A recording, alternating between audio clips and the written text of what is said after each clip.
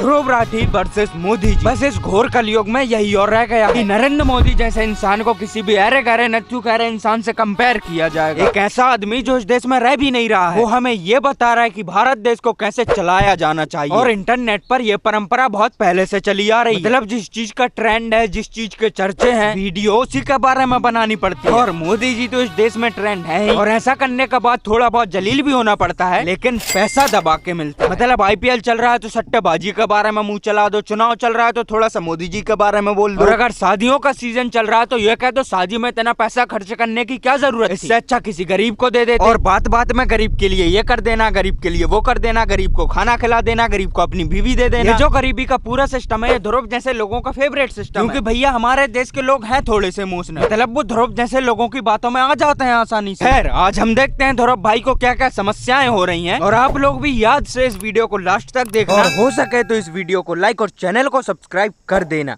कुछ ही दिन पहले की खबर है दोस्तों, लेकिन बहुत शॉकिंग है। सिंगापुर और हांगकांग ने कुछ इंडियन मसालों को अपने देश में बैन कर दिया। उनमें भारी मात्रा पाई गई इथाइलिन ऑक्साइड की। ये बहुत शर्म की बात है क्योंकि हमारा देश दुनिया में सबसे ज्यादा मसाले प्रोड्यूस और एक्सपोर्ट करता है। और इस खबर के बावजूद हमारी सरकार ने देश की जनता को कोई चेतावनी नहीं दी। ध्रुव भाई पहली बात तो यह कि हमारा देश और हमारी सरकार बोलने का तुम बहुत पहले ही खो चुके हो। तुम्हारे इन 2 कौड़ी के आर्टिकल्स बताने से इस देश की जनता पर कुछ फर्क नहीं पड़ने वाला। यहाँ लोगों से अपना घर नहीं संभाला जा रहा है, लोग मसालों के बारे में कैसे सोच पाएंगे। और जिस ऑक्साइड की तुम बात कर रहे हो, वो ऑक्साइड मसालों में इसलिए डाला जाता है ताकि मसालों की लाइफ बढ़ाई जा सके, मसाले जल्दी खराब ना हो। लेकिन ये आदमी आधी अधूरी बात बताकर लोगों को बहुत पहले से बेवकूफ बनाते आ रहा है। और जिन लोगों ने इस पर भरोसा करके मसाले खाने ही बंद कर दिए, सालों तुम इस देश में रहने के बिल्कुल लायक नहीं हो। ऐसा कैसे हो सकता है कि एक पॉलिटिशियन को लेकर लोग इतने अंधे हो गए हैं? और ये इकलौते नहीं है, मैंने पिछले वीडियो में आपको उसके कई और उदाहरण दिए थे। बीजेपी के टिकट पर तो कुत्ता भी खड़ा हो जाए हम जिता देंगे। ये सच है, अगर कुत्ता भी आएगा उसको भी जिता। यही मैं कह रहा हूँ कि जब इतना सब कुछ होने के बाद इस देश के लोग मोदी जी को सपोर्ट कर रहे हैं, तो तुम्हारे शरीर में काहे गुदगुदी हो रही है? वो समय गया जब लोगों को सरकार के बारे में कुछ अच्छा बुरा पता नहीं होता था। और अब जब इस देश की जनता सब कुछ जान रही है, सब कुछ समझ रही है, और उसके बाद भी मोदी जी को सपोर्ट कर रही है, तो यकीन मानो मोदी जी का जलवा है। यहाँ जलवा है हमारा।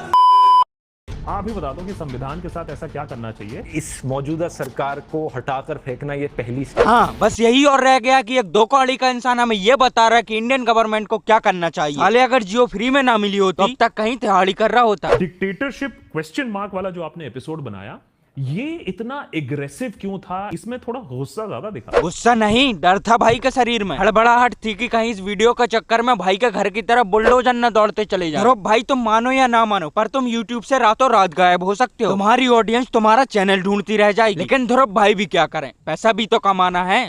आपको डर किस बात भाई का को है? डर इस बात का है कि मोदी जी ने इसकी बनाई हुई वीडियोस पर रिएक्ट कर दिया है। अब ध्रुव भाई जो इस साइट से मजाक पे मजाक किए जा रहे हैं, अब अगर उस साइट से ऐसा छोटा सा मजाक इस आदमी ने कर दिया, भाई को लेने के देने पड़ जाएंगे। हर एक इंसान अपने आसपास के 100 लोगों को बताए सच कि क्या चल रहा है। ये आदमी किसी दूसरे देश में बैठकर हमारे देश में कलेश करा रहा है, हमें हमारी गवर्नमेंट के खिलाफ भड़का रहा है। और हाँ, गद्दार हैं वो लोग जो इस हरामखोर इंसान के बताए गए 2 कौड़ी के आर्टिकल्स पर भरोसा करके अपनी सरकार के ऊपर सवाल उठा रहे हैं। लेकिन अगर हर एक इंसान अपने आसपास के 100 लोगों को बताए सच कि क्या चल रहा है, डिक्टेटरशिप की हालत क्या है। ध्रुव भाई तुम इस देश से दूर नहीं बहुत दूर, इसलिए तुम ये मनगढ़ंत कहानियां और हवाबाजी कर पा रहे हो। और अगर बात रही तुम्हारी ऑडियंस को उस एक बंदे की जो मुझे डिक्टेटरशिप समझाने आने वाला है, तो यकीन मानो अगर वो इंसान मेरे सामने आ गया तो अपनी चप्पल छोड़ के भागेगा। मैं उन्हें कहूंगा कि एक बारी अपने मन से इस बात को निकाल दो कि नरेंद्र मोदी देश के लिए अच्छे हैं। ध्रुव भाई एक काम करते हैं, मोदी जी की जगह आपको प्राइम मिनिस्टर बना देते हैं, और ये जो तुम्हारे सामने बैठा है उसे और ले आओ। और अगर तुम दोनों से भी बात ना बन पाए तो भाभी जी हैं ही फिर।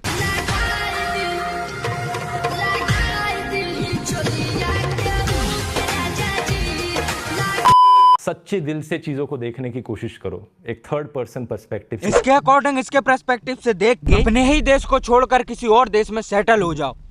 जर्मनी आ जा ध्रुव भाई।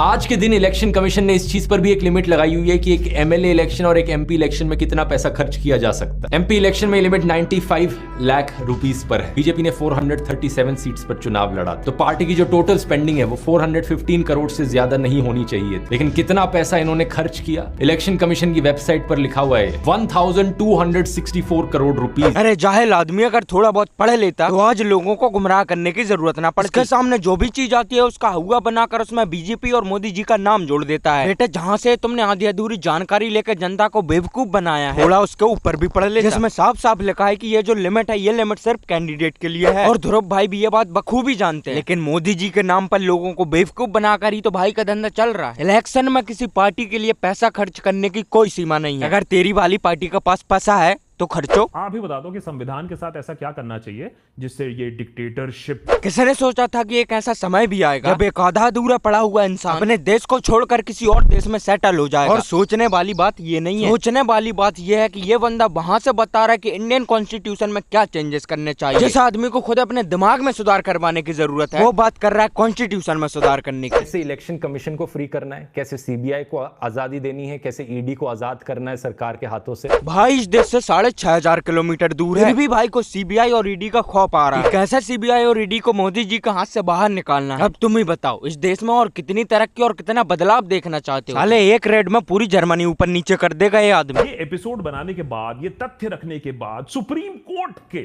इतने बड़े वर्डिक्ट के बाद, एसबीआई को इतनी बार खंगालने के बाद, डेटा बाहर निकलने के बाद, आपको लगता है कि इससे इलेक्शन पर कोई इंपैक्ट पड़ेगा? बेटा उस अकेले इंसान ने इस देश की सारी पार्टियों को समेट के रख दिया है और तुम अपने ख्याली कौवे उड़ाते रह जाओगे और ये आदमी 4 जून को 400 पार करेगा। और किसी पार्टी का 70 साल शासन में रहने के बाद जब इस देश पर कुछ फर्क नहीं पड़ रहा है तो सालों तुम दोनों की तो इतनी उम्र भी नहीं होगी मिला के। आप जब किसी भी चीज को देख रहे हो, किसी भी वीडियो को देखते हो यूट्यूब पर, किसी इन्फ्लुएंसर को फॉलो करते हो या टीवी पर कुछ देखते हो, अपने दिमाग को डस्टबिन की तरह ट्रीट मत किया करो। खुद भाई की वीडियोस देखकर जनता का दिमाग सुन्न हो जाता है, लोग अपने फोन का पासवर्ड तक भूल जाते हैं। ये आदमी इतनी सही तरीके से ब्रेन वॉश करता है कि अगर इसने एक आध वीडियो इंडियन पेरेंट्स के ऊपर बना तो लोग अपने खानदान पर शक करने लगे कि वाकई में मुझे इस देश में रहना भी चाहिए, भाई की तरह कहीं और सेटल हो जाना चाहिए। मोस्टली लोग अपने सेल्फ प्रिजर्वेशन के लिए देखते हैं। अरे जनरल और रिजर्वेशन तुम 2014 से पहले कहाँ गए थे जब इस देश में बात बात पर दंगे किए जाते थे? तुम तब कहाँ थे जब इस देश में पाकिस्तान जिंदाबाद के नारे लगाए जाते थे? ओह सॉरी, जब तो भाई का करियर ही शुरू नहीं हुआ था।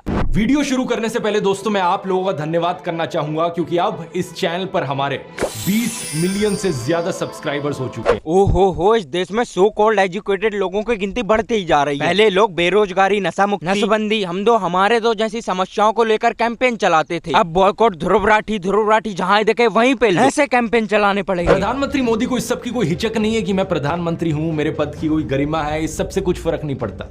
खुल्लम खुल्ला कम्युनल बेशर्मी के साथ वो भाषण देते हैं। ये भाषण दिया था उन्होंने राजस्थान में, जहां मुसलमानों के खिलाफ नफरत फैलाकर वोट मिले। भाई तुम जब कहाँ गए थे जब सामने वाली पार्टी से प्रधानमंत्री बनने की कोशिश करने वाले इस इंसान ने कुछ ऐसा कहा था? इन हिंदुत्ववादियों को बाहर निकालना है। ब्रेन बॉस मोदी जी नहीं, ये कम पढ़ा लिखा आदमी कर रहा है और तुम्हें तो अपने कर्मों का फल मिलना ही है। ये तो हमारे धर्म में भी लिखा है। सॉरी और एक बार फिर हिंदुओं का राज लाना है। भाई तेरी सरकार पिछले 70 सालों से शासन में थी, उसके बाद भी हिंदू और हिंदुत्ववादियों के साथ क्या क्या किया गया है अगर मैंने तुझे बता दिया तो तू यहीं रो देगा। और अगर इस देश में 70 साल शासन करने के बाद भी भाई तुझे वोट मांगने की जरूरत पड़ रही है तो तू ईमानदारी से कहीं जाके संन्यास ले ले। ये चीज भी हमारे धर्म में लिखी हुई है। तुम लोग अपने पिछले कर्मों के बाद जनता के सामने बिना शर्म के आ कैसे जाते हो? बड़े साहब ने अकेले 10 सालों में इस देश का माहौल बदल दिया। जिस तरफ से पत्थर फेंके जाते थे वहाँ दर्जन के हिसाब से बुलडोजर खड़े। खैर किन्हीं लोगों को समझाने से क्या ही फायदा जब अब की बार 400 पार हो ही रहे हैं। और तुम लोग भी ऐसी फालतू बहसों में अपना माथा बिल्कुल मत मारना। खैर अब जाते जाते तुम्हारा कर्तव्य बनता है कि इस वीडियो को लाइक और चैनल को सब्सक्राइब जरूर कर देना और कमेंट में 400 पार भी तुम्हें ही करना है। और जो भी बेल आइकन, कमेंट वगैरह सब कुछ कर देना। बहुत जल्द मिलेंगे अगली वीडियो में, तब तक के लिए bye bye, love you all.